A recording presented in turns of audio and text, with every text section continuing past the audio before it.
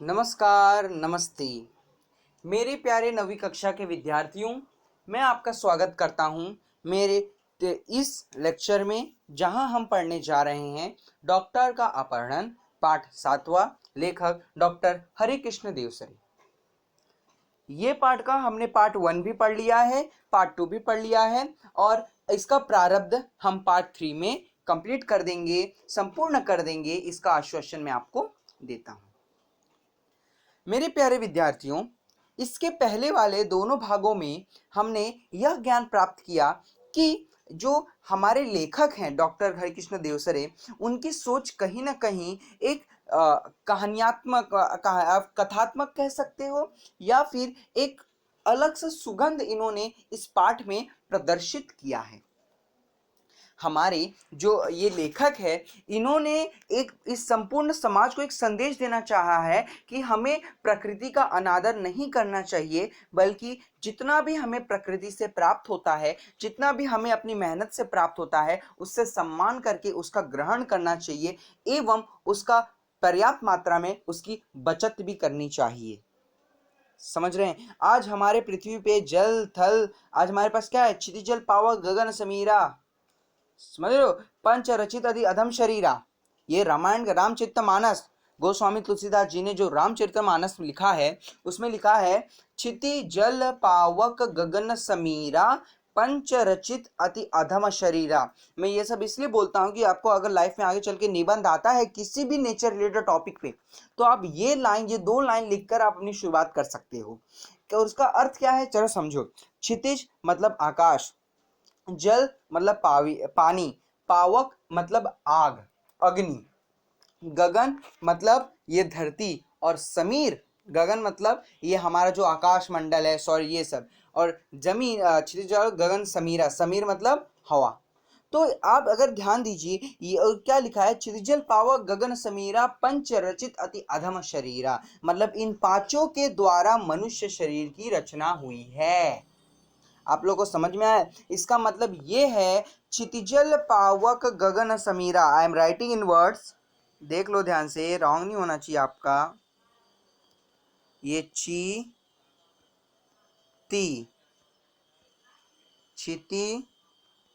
जल पावक, लिख लो, video pause करके, पावक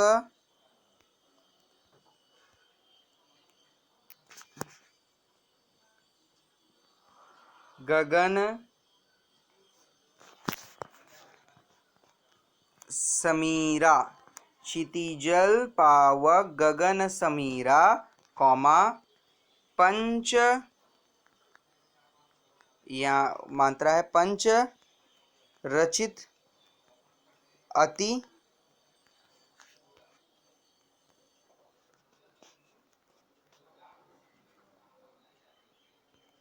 अधम शरीरा। क्या ये लाइन आप कहीं नोट कर लो, ये सब लाइन में बहुत कम बताता हूँ, जब बताता हूँ आपके लिए महत्वपूर्ण होता है।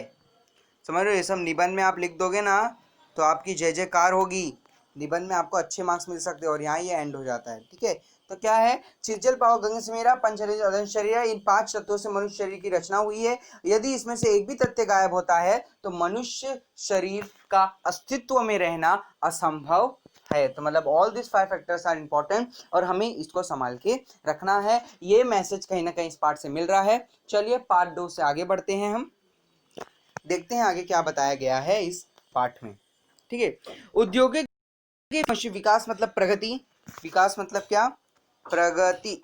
प्रगति बहुत बच्चों का रंग होता है लिखना, इसलिए बता रहा हूँ। प्रगति, विकास मतलब प्रगति, प्रकाश मतलब प्रगति। उद्योग, उद्योग मतलब, उद्योग मतलब, उद्योग मतलब क्या होता है? पढ़ो क्या लिखा है। उद्योग मतलब व्यवसाय। उद्योग मतलब क्या होता है? उद्योग मतलब व्यवसाय। और क्या बोला गया है? उद्योगों के विकास से मशीन, मशीन मतलब यंत्र की संख्या बढ़ रही है। मशीनों और कारखानों से वातावरण दूषित हो रहा है। वातावरण मतलब इंग्लिश में बोले तो एटमॉस्फियर, पर्यावरण इंग्लिश में बोले तो बायोस्फीयर या फिर एनवायरमेंट। वह सब अगर जारी रहा और ज़्यादा मात्रा मतलब बड़ी संख्या में हुआ, तो पृथ्वी पर भी ऐसे ही दिन आने में देर नहीं लगेगी। तो आप जान रहे हो, मैंने आपको जो पहले बताया उसी का विवरण हो रहा है। उसी के बारे में बार बार डॉक्टर भटनागर, हमने जाना कि डॉक्टर भटनागर कहाँ गायब हुए थे, उन्हें कौन लेके गया था, और बार बार उसी बात पर वो लाइट मार रहे हैं या फिर बार बार वो उसी बात को प्रकाशित कर रहे हैं कि डॉक्टर भटनागर जो हैं वो जो जानते हैं कि उस ग्रह पे क्या हुआ। उस ग्रह पे विज्ञान अपने चरम सीमा पे है, मतलब अत्युच्च स्तर पे है। विज्ञान ने अपनी सारी प्रगति कर दी और कहीं ना कहीं विज्ञान ने जो प्रगति की, कहीं ना कहीं वहाँ एक ऐसी बीमारी पैदा हो चुकी है जिससे लोगों में सड़न फैल रहा है, और कहीं ना कहीं लोग इस सड़न के कारण मर रहे हैं, लोग इस सड़न के कारण मर रहे हैं। इसीलिए डॉक्टर भटनागर वहां गए तो कहीं ना कहीं उसका इलाज ढूंढ रहे हैं। और डॉक्टर भटनागर आग्रह कर रहे हैं पृथ्वीवासी से भी कि यदि हमने भी ऐसे ही उद्योगों या फिर मशीनों का, मतलब आप बोल सकते हो उत्पाद इतना बढ़ा दिया कि हर जगह मशीन करने लगे, तो कहीं ना कहीं पृथ्वी पर भी ऐसे दिन आएंगे जब इंसान किसी न किसी बीमारी से जूझेंगे और उसका कोई हल नहीं रहेगा। फॉर एग्जाम्पल, आज भले मशीन नहीं है बट आप सब जानते हैं कोरोना पेंडेमिक। सब जानते हैं कोरोना क्या है, कोरोना कहाँ से आया, कोरोना कैसे आया। तो कहीं ना कहीं कोरोना इस समय पूरे धरती को ये दिखा दिया, चाहे देश कितना भी ताकतवर हो, चाहे आपके पास जितनी भी ताकत हो, लेकिन जब कोई विपत्ति आती है तब उसका सामना करने में बड़े बड़ों के पसीना छूट जाते हैं। भले लेकिन कुछ भी है, हमारे देश ने काफ़ी इससे लड़ी, और लेकिन कुछ भी हो सब लोग परेशान तो थे ही। इसीलिए कहा जाता है हमें प्रकृति को संरक्षित करें। यदि हम प्रकृति को संरक्षित करेंगे तो ऐसे कोई वायरस आएगा ही नहीं, और नहीं कहीं ना कहीं हमें कुछ भुगतना पड़ेगा। ये जो भी आज कहीं पूरे विश्व में है, ये ज़रूर हमने जो प्रकृति के साथ छेड़खानी की है उसी का नतीजा आज संपूर्ण विश्ववासी भोग रहे हैं। इसीलिए हमें अपने पर्यावरण को बचाना चाहिए। और शायद ये कोई ट्रेलर है, भगवान करे सारे मनुष्य अभी ही समझ जाए, हम सभी को अभी समझना होगा और आने वाले पिक्चर को वहीं रोक देना चाहिए, उसका प्रोडक्शन मत होने दो, यही पिक्चर को रोक दो। प्रकृति को हमें बचाना शुरू करना है। यदि हम प्रकृति का संरक्षण, प्रकृति का पालन पोषण आज से ही शुरू कर दे तो शायद कोरोना भी यहाँ से हट जाए। तो हमें कहीं ना कहीं अपने प्रकृति को बचाना है, जिसका जिक्र डॉक्टर भटनागर यहाँ बार बार कर रहे हैं। आज भी पृथ्वी पर कैंसर, दिल की बीमारियां, तनाव के कारण, तनाव मतलब क्या, चिंता, तनाव मतलब क्या, चिंता, इंग्लिश में बोले तो स्ट्रेस। तनाव मतलब क्या, चिंता, इंग्लिश में बोले तो स्ट्रेस। तो बीमारियां, दिल की बीमारियां, तनाव के कारण होने वाली बीमारियां, ब्लड शुगर आदि उस भविष्य का संकेत हैं। समझ लो, तो मतलब अभी हमें ट्रेलर दिखा दिया गया है, कोरोना ने हमें ट्रेलर दिखा दिया कि यदि कोई प्रकृति के साथ छेड़खानी करेगा तो उसका अंजाम कैसा होगा। इसका ट्रेलर हम देख चुके हैं। हमें कुछ भी करके इस प्रोडक्शन को रोकना पड़ेगा, कुछ भी करके फिल्म रिलीज नहीं होनी चाहिए। इसीलिए हमें आज से ही प्रकृति का संरक्षण शुरू करना है। इस ग्रह के लोग इन सभी मुसीबतों से गुजर चुके हैं मतलब झेल चुके हैं, और लेकिन इन पर ध्यान नहीं दिए। अब स्थिति यह है कि अगर तुरंत कोई उपाय नहीं किया गया तो शायद यहाँ से इंसानों का नामो निशान मिट जाए, अस्तित्व हट जाए। बस यहाँ होगी ऊंची इमारतें, बड़े बड़े कारखाने, चिमनियां और दैत्याकार मशीनें। दैत्याकार मतलब दैत्य के आकार की बड़ी बड़ी मशीनें। तो आप लोग समझ गए यहाँ डॉक्टर भटनागर क्या बोलना चाहते हैं कि हमारे पृथ्वी पे भी इतनी सारी बीमारियां आ चुकी हैं। आप जानते हो आज से 100-200 साल पहले क्या कैंसर था? नहीं था। क्या टीबी था? नहीं था। लेकिन आज ये सारी बीमारियां कहीं ना कहीं आ गई हैं, और आज कहीं ना कहीं ये सारी बीमारियां हमारे इसी ऐशो आराम की वजह से आई हैं। समझ रहे हो? तो वही डॉक्टर भटनागर बोलना चाहते हैं कि हमें भी पृथ्वी पर यंत्रों की उपयोगिता, जो हम यंत्रों का उपयोग करते हैं उसे कहीं ना कहीं कम करना पड़ेगा, और कहीं ना कहीं अपने सोचों को आगे करना पड़ेगा, अपने प्रकृति का संरक्षण करना पड़ेगा, और जितना हो सके इको फ्रेंडली बनना पड़ेगा। नहीं तो यदि अगर ये समस्या, ये स्थिति पृथ्वी पर उत्पन्न होने लगी तो जरा सोचिए मानव समाज का। ओके, आप सोच रहे होंगे कि जो देश विज्ञान से इतना आगे बढ़ चुका है वो चिकित्सा शास्त्र में इतना पीछे कैसे रह गया। चिकित्सा शास्त्र मतलब मेडिकल फील्ड, विज्ञान मतलब साइंस। इसका कारण यह रहा कि यहाँ के निवासियों का शरीर बहुत मजबूत होता है। उसकी ऊपरी चमड़ी मोटे प्लास्टिक जैसे पदार्थों से की बनी होती है। इस पर हवा, पानी या मिट्टी का कोई असर नहीं होता। हाँ, जब ये बच्चे रहते हैं तब अवश्य ये चमड़ी नरम रहती है, लेकिन बाद में धीरे धीरे सख्त होती जाती है। सख्त मतलब ठोस। ये सब वक्त छोटे बहुत हैं, लेकिन शब्द ये सब छोटे भले हैं, लेकिन इनका समानार्थी बहुत खतरनाक हो जाता है अगर आपको पेपर में आ जाए होना है। सख्त मतलब ठोस, कठोर। ठीक है, तो यह सब यहाँ की जलवायु का प्रभाव है। जलवायु मतलब आबो हवा। जलवायु मतलब आबो हवा।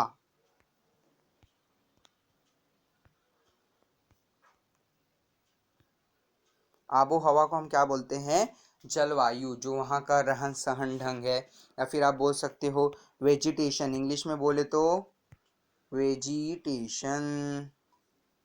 आप लोग 8th में 7th में कई सारे कंट्रीज आपने पढ़ा होगा, ठीक? तो उसमें से वेजिटेशन भी एक हो जाएगा।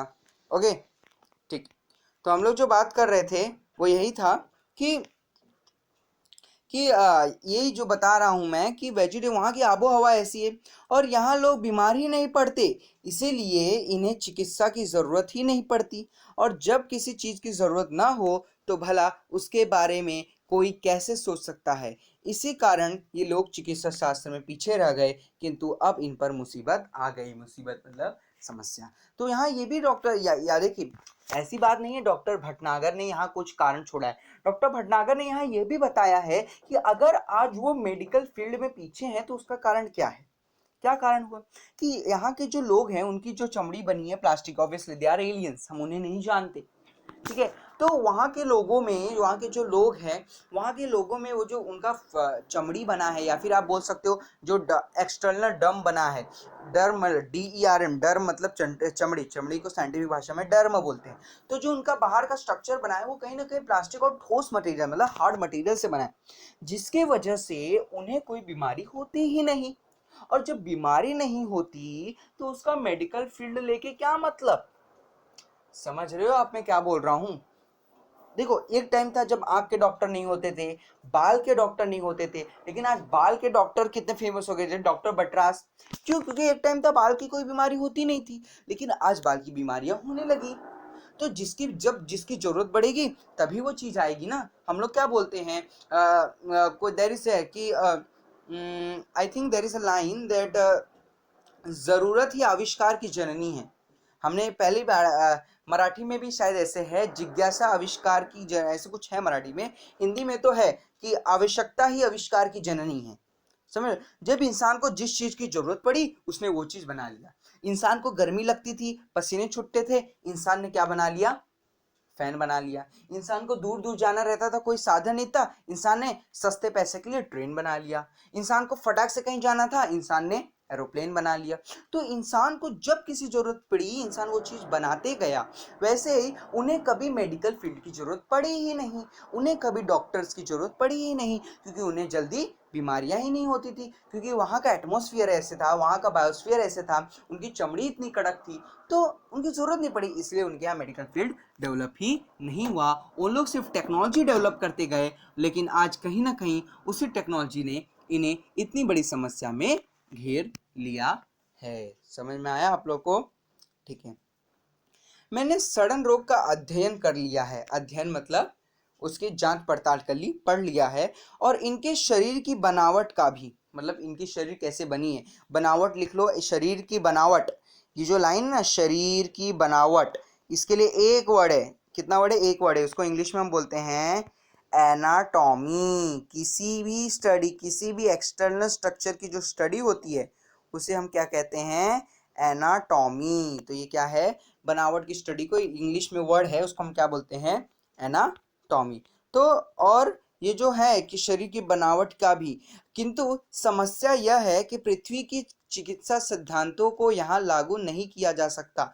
मतलब वहाँ के जो चिकित्सा सिद्धांत है, देखो मैंने क्या बोला, सिद्धांत मतलब क्या होता है? प्रिंसिपल। और वहाँ के हमने जाना कि जैसे अगर यहाँ कोई चीज गिरता है तो हम लोग बोलते हैं इस पे लॉ ऑफ ग्रेविटेशन लग रहा है। क्या लग रहा है? Law of gravitation. शायद वहाँ ग्रेविटी को कुछ और बोलते होंगे, शायद वहाँ ग्रेविटी को अट्रैक्टिविटी बोलते होंगे, ऐसा वर्ड नहीं है लेकिन समझ लो वहाँ ग्रेविटी को अट्रैक्टिविटी बोलते होंगे और वहाँ इसका नाम होगा लॉ ऑफ अट्रैक्टिविटी। तो वहाँ का ऑब्वियसली प्रिंसिपल अलग है क्योंकि वहाँ के साइंटिस्ट अलग थे, वहाँ के इनोवेटर्स अलग हैं, वहाँ के थिंकर्स अलग हैं, हमारे यहाँ के थिंकर्स अलग थे, हमारे यहाँ की सोच अलग थी। तो लेकिन वही डॉक्टर भटनागर बोल रहे हैं जो चीज़ या फिर जो भी प्रैक्टिस या फिर जो भी स्टडी मैं अर्थ पे करता हूँ, यहाँ के लोग कैसे, अगर अर्थ पे किसको बुखार आता है इंसान क्रोसिन खा के आराम हो जाता है। अब ऐसा थोड़ी ना कि उस ग्रह में अगर किसको बुखार आए तो लोग उसको क्रोसिन दे सकते हैं, बिल्कुल नहीं दे सकते। तो वही ये यहाँ बताना चाहते हैं कि मैं पृथ्वी के प्रिंसिपल्स जो अर्थ के रूल्स हैं, अर्थ की जो साइंटिफिक या फिर आप बोल सकते अर्थ के जो मेडिकल रूल्स है उन्हें मैं वहां लगाकर उन लोग का इलाज नहीं कर सकता, वहां मुझे कुछ और करना पड़ेगा। इसीलिए उन्होंने सबकी स्टडी की। फिर भी कोशिश कर रहा हूँ, कोशिश मतलब प्रयत्न। इस घातक रोग मतलब बहुत खतरनाक, हानिकारक, घातक मतलब हानिकारक रोग के इलाज के लिए दवाएं बनाना है, अंग प्रत्यारोपण के लिए दवाएं तथा आवश्यक साज सामान बनवाना है। अब अंग प्रत्यारोपण मतलब क्या होता है? ऑर्गन ट्रांसप्लांट, ऑर्गन ट्रांसप्लांटेशन को हम लोग क्या बोलते हैं? अंग प्रत्यारोपण। मेरी छुटकारा भी यहाँ से तभी होगी जब मैं इन्हें इस मुसीबत से बचने का रास्ता बता सकूं। इसलिए अब ये लोग योजना बना रहे हैं कि मेरी सहायता के लिए पृथ्वी से कुछ और वैज्ञानिकों या डॉक्टरों को लाया जाए। मैं उनकी बात से सहमत नहीं हूँ। मैं तो चाहता हूँ कि ये लोग स्वयं ही सारी बातें सीख ले और अपना इलाज अपने आप करे, किंतु उसके लिए ये अभी तैयार नहीं है। यही कारण है कि अब यह बात गुप्त रखी जा रही है कि पृथ्वी से कब और कितने डॉक्टर और वैज्ञानिकों का अपहरण करने उन्हें यहाँ लाया जाएगा। समझे? गुप्त मतलब सीक्रेट रखी गई, किसी को बताया नहीं गया कि कितने लोग और कितने डॉक्टर्स और वो पृथ्वी से यहाँ लाने वाले हैं अपने लोगों का इलाज करने। तो कहीं ना कहीं आप देख सकते हो डॉक्टर भटनागर उनकी मदद ही कर रहे हैं।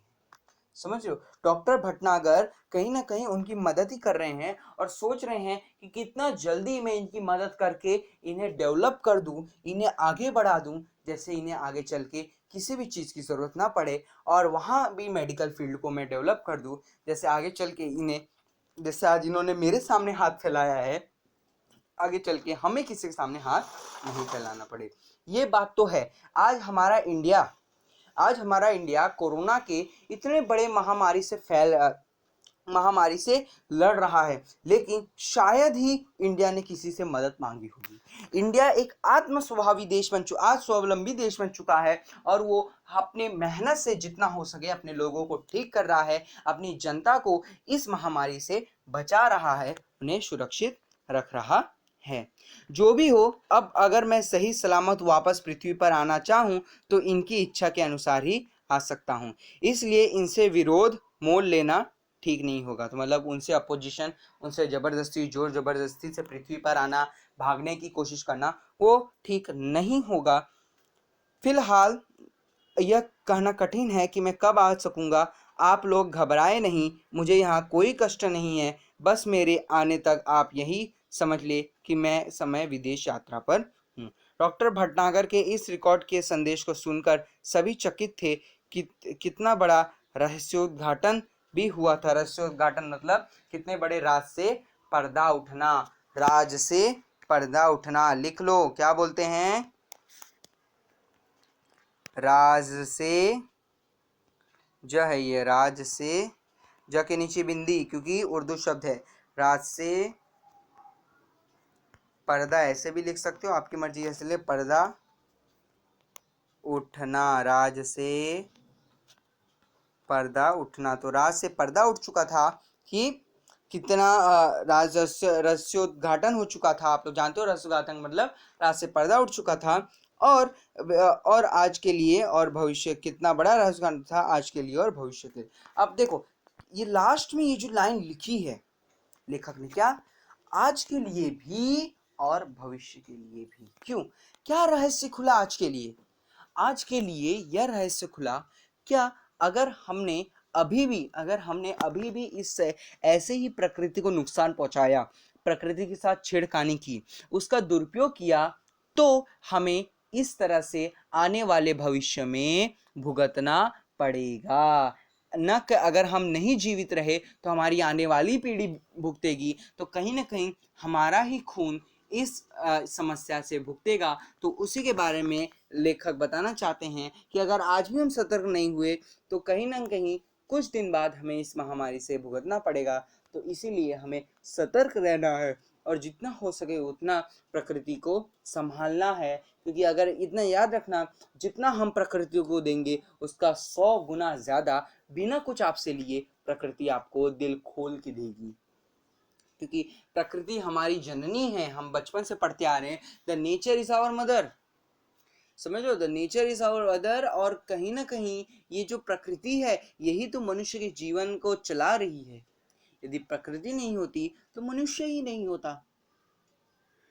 हम चाहे जितने अमीर हो जाए, हम चाहे जितना आविष्कार कर ले, हम चाहे जितना पैसा कमा ले, लेकिन ये बात है प्रकृति के बिना मनुष्य का अस्तित्व कुछ भी नहीं है। प्रकृति के बिना मनुष्य का अस्तित्व कुछ भी नहीं है। आज ओजोन लेयर डिप्लीट हो रहा है, आप समझ रहे हो ना कि ये जो हमें जो गैस, जहरीली गैस छोड़ रहे हैं, या फिर जो CO2 और CFC, क्लोरोफ्लोरोकार्बन, CO2, मीथेन, समझ लो ये सब जो गैस है इसकी वजह से कहीं ना कहीं ओजोन लेयर में थोड़े थोड़े छेद बन रहे हैं। क्या पैसे से उन छेद को भरा जा सकता है? नहीं ना। तो इसीलिए कहा गया है प्रकृति खुद का निर्माण करती है। और ऐसा नहीं वो खुद का निर्माण गलत करती है, प्रकृति खुद का निर्माण करती है लेकिन सबके लिए निर्माण करती है और सबको अब उस लायक सहायक बनाती है। समझ रहे हो आप लोग मैं क्या बोल रहा हूँ? ठीक है, तो यहाँ हमारे ये सुंदर सा, बहुत ही सुंदर जो पाठ था यहाँ समाप्त होता है। एक बार वापस नाम देख लीजिए, पाठ 7वां, डॉक्टर का अपहरण। डॉक्टर हरिकृष्ण देवसर है, इनका परिचय जाना और पाठ कितना सुंदर था आप सब जानते थे। चलिए शब्द संसार में एक नजर डाली जाए। लापता, जिसको पता न लगे, हतप्रभ, स्तब्ध रहना, नामो निशान मिटना, अस्तित्व। तो मुहावरे दो है, हतप्रभ मतलब स्तब्ध रहना, शांत रहना। हाँ, हतप्रभ की जगह एक और लिख लो, सांप। हतप्रभ जैसे एक से मुहावरा है जिसका अर्थ यही है, सांप, सूंघ, ओहो घ है, हाँ ये घ है, 2 मिनट रुक जाओ। सांप, सूंघ, जाना, सांप सूंघ जाना। तो जब सांप सूंघ जाना मतलब स्तब्ध रहना, कुछ न बोल पाना, शांत खड़े रहना, आप अनुत्तरित हो जाओगे। अनुत्तरित मतलब आप कोई उत्तर ही नहीं दे सकती, समझ रहे हो, उसको बोलते हैं स्तब्ध रहना, हतप्रभ रहना। नामो निशान मिटना, अस्तित्व समाप्त हो जाना, मतलब जब किसका अस्तित्व खराब समाप्त हो जाता है उसको हम कहते हैं नामो निशान मिटना। सौर मंडल के अन्य ग्रह पर बसे लोगों के चिकित्सा शास्त्र में पिछड़े रहने के कारण की सूची तैयार कीजिए। मैंने आपको बताया क्या क्या कारण है, अगर मैं ही आंसर बता दूंगा तो आप लोग क्या करोगे? स्वास्थ्य ही समस्या सभी जगह पाई जाती है, इन विषय पर अपने विचार लगभग 8 से 10 वाक्यों में लिखिए। ये भी आपके लिए होमवर्क है और वैसे पूरा स्वाध्याय होमवर्क है। और ये विराम चिन्ह जो है, सॉरी कारक चिन्ह है, बहुत जल्द आपका कारक टॉपिक कंप्लीट होगा और आप लोग को इसकी मैं गारंटी देता हूँ, क्योंकि कारक बहुत ही सुंदर पाठ है। कारक क्या है? बहुत ही सुंदर पाठ है। तो नमस्कार, मैं आपसे यहाँ विदा लेता हूँ। मेरे प्यारे मित्रों, हमने आज जो जो पढ़ा उसको रिवाइज करते रहिए, आगे बढ़ते रहिए, क्योंकि ये देखिए इस पाठ से भी हमें कितना अच्छा मैसेज मिला। अब शायद इसके बाद डायरेक्ट हमारा वीर भूमि वाला पाठ है, या 9वां पाठ है वीर भूमि वाला, वो भी बहुत सुंदर पाठ है। तो कहीं ना कहीं उसको पढ़ाने के बाद एक पोएम रह जाएगा, वो पोएम पढ़ाने के बाद आपका फर्स्ट टर्म खत्म हो जाएगा। मेरी जो सोच है दिवाली के पहले आपका फर्स्ट टर्म खत्म करना, वो खत्म हो जाएगा। हालांकि पूरक पठन बचा रहेगा, वो भी हम जल्द से जल्द पूरक पठन भी कंप्लीट कर लेंगे। समझ में आया आप लोग को मेरे प्यारे मित्रों, भाइयों और बहनों? समझ में आया? पक्का? ठीक है, तो चलिए आगे बढ़ते हैं। धन्यवाद। यहाँ मेरा पाठ खत्म होता है और मैं आपसे आशा करता हूँ आप लोग पढ़ते रहेंगे, आगे बढ़ते रहेंगे। ठीक है, तो डॉक्टर का अपहरण।